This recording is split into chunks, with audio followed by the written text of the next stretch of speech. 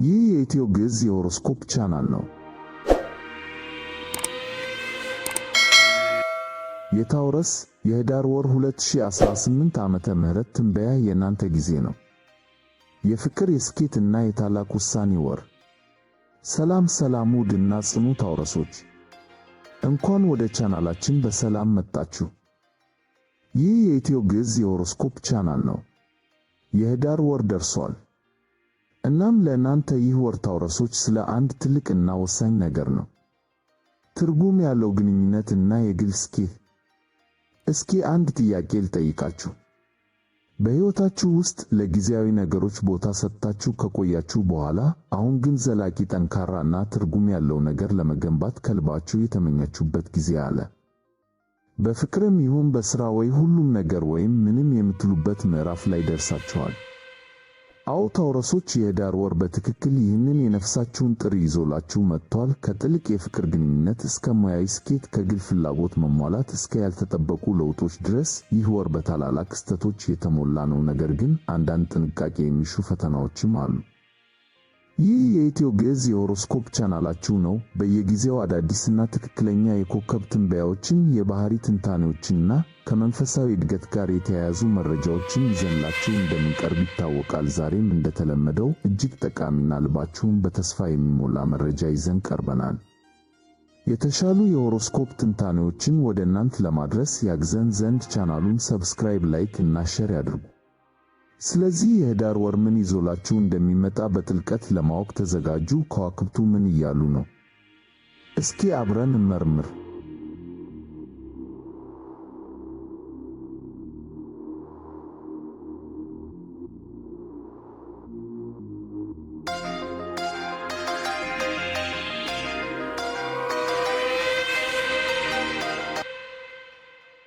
የታውረስ የህዳር ወር 2018 አጠቃላይ ትንበያ፣ የግንኙነት እና የግል ስኬት ወር።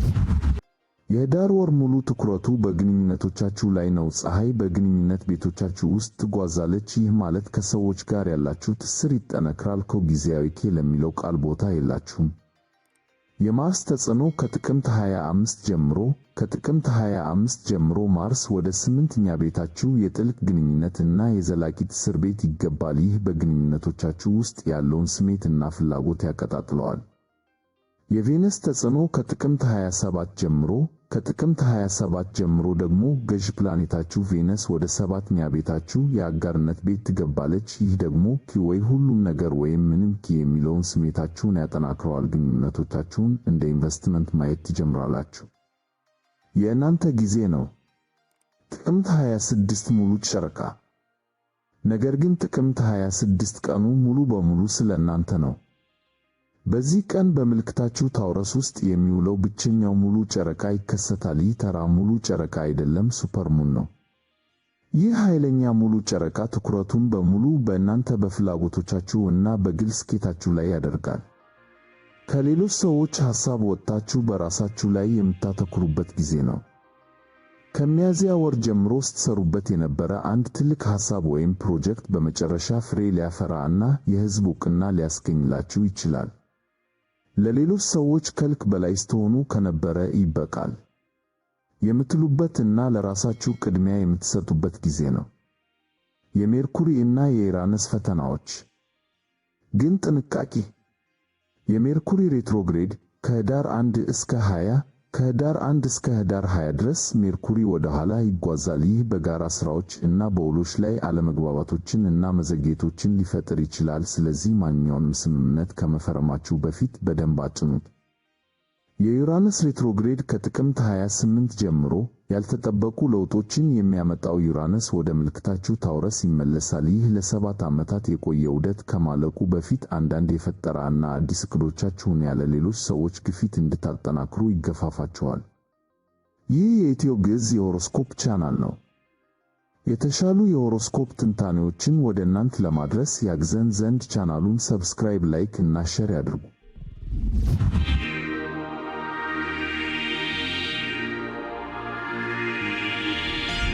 የታውረስ የህዳር ወር 2018 የፍቅር ትንበያ፣ የስሜት እና የቁም ነገር ጊዜ።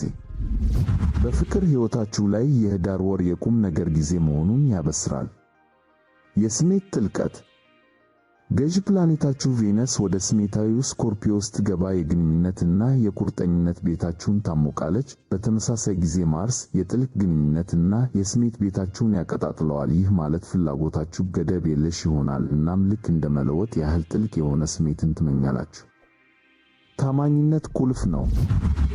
አሁን ታማኝነት ወሳኝ ነው። ወደ ምንም የማይመሩ ግንኙነቶችን አስወግዱ። ይህ ለዘላቂ ግንኙነት ቦታ ይከፍታል። ግንኙነት ውስጥ ካላችሁ ደግሞ አጋርነታችሁን ለመንከባከብ ጥረት አድርጉ። የሜርኩሪ ማስጠንቀቂያ። ይህ የስሜት ጥምረት በጣም የሚስብ ቢሆንም ልባችሁን ከመክፈታችሁና ተጋላጭ ከመሆናችሁ በፊት ምን ያህል የደህንነት ስሜት እንደሚሰማችሁ ራሳችሁን ጠይቁ። ሜርኩሪ ሬትሮግሬድ ነገሮችን ሊያደበዝዝ ስለሚችል ፍጥነታችሁን ቀንሱ።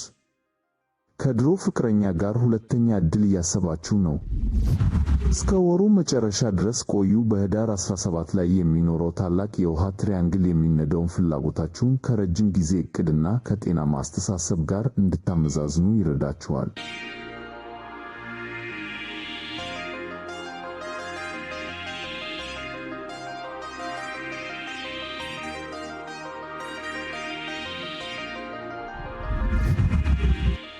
የታውረስ የህዳር ወር 2018 የገንዘብ ትንበያ። ዘላቂ ነገር መገንባት። በገንዘብ ረገድ የህዳር ወር ዘላቂ ነገር ስለመገንባት ነው። የረጅም ጊዜ ዕቅድ። ፀሐይ፣ ማርስ እና ቬነስ የገንዘብ አጋርነቶቻችሁን ሲያነቁ የህዳር ወር ስለ ረጅም ጊዜ እንዲያስቡ ይጋብዛችኋል። የሜርኩሪ ጥንቃቄ። ነገር ግን የባንክ ሂሳቦችን ከማዋሃዳችሁ ወይም ስምምነቶችን ከመፈረማችሁ በፊት ቆም በሉ። ሜርኩሪ ሬትሮግሬድ የጋራ ኢንቨስትመንቶችን እና ስምምነቶችን እንደገና እንድትመለከቱ ያስጠነቅቃል። አንድ ስምምነት በውጭ ሲታይ ፍጹም ሊመስል ይችላል፣ ነገር ግን በጥልቀት ሲመረመር የተደበቀ ነገር ሊኖረው ይችላል። ጊዜ ውሰዱ። የሙሉ ጨረቃ ስኬት። የጥቅምት 26 ሙሉ ጨረቃ የግል ግቦቻችሁን ያበራል። ስለ ዓላማችሁ ትልቅ ግንዛቤ ልታገኙ ትችላላችሁ፣ ወይም ደግሞ በዓመቱ መጀመሪያ ላይ የወሰዳችሁት እርምጃ በመጨረሻ ፍሬ ሊያፈራ ይችላል። በራሳችሁ ላይ ኢንቨስት ማድረጋችሁን ቀጥሉ፣ እናንተ ዋጋ አላችሁ። ይህ የኢትዮ ግዕዝ የሆሮስኮፕ ቻናል ነው። የተሻሉ የሆሮስኮፕ ትንታኔዎችን ወደ እናንተ ለማድረስ ያግዘን ዘንድ ቻናሉን ሰብስክራይብ፣ ላይክ እና ሼር ያድርጉ። በመጨረሻም ውድ ታውረሶች የህዳር ወር በግንኙነት ጥልቀት እና በግል ስኬት የተሞላ ነው። የወሩን ቁልፍ መልእክቶች እናስታውሳችሁ። 1. ግንኙነትን አስቀድሙ። ትርጉም ባላቸው ግንኙነቶች ላይ አተኩሩ።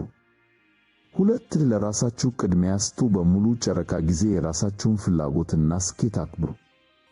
3. በፍቅር ጥልቅ ሁኑ። ላይም ከሆኑ ነገሮች አልፋችሁ ወደ ጥልቅ ስሜት ግቡ።